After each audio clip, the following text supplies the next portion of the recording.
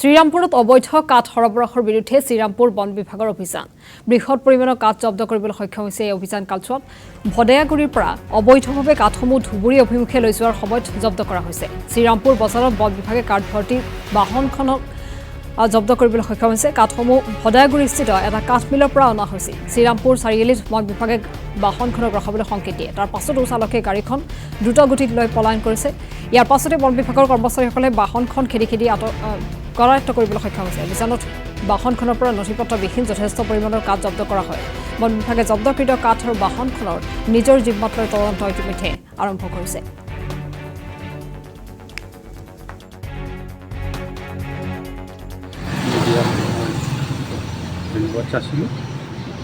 এইটো আমি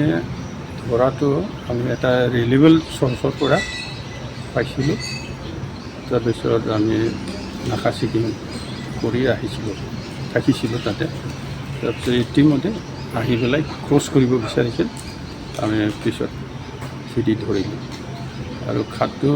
নন চালে হয় পূবৰ পৰা আহি ধুবুৰীমুখী যাব বিচাৰিছিল ইতিমধ্যে আমাৰ মানুহ ষ্টাফে হৈছে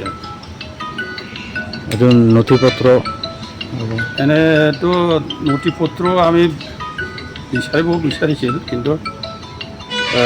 ড্ৰাইভাৰ আৰু হিন্দীমেনে এই গাড়ীটো এৰি পেলাই পলাইছে তাৰপিছততো অহা নাই ইহঁতে আৰু ক্লেইমো কৰা নাই আৰু দেখাও নাই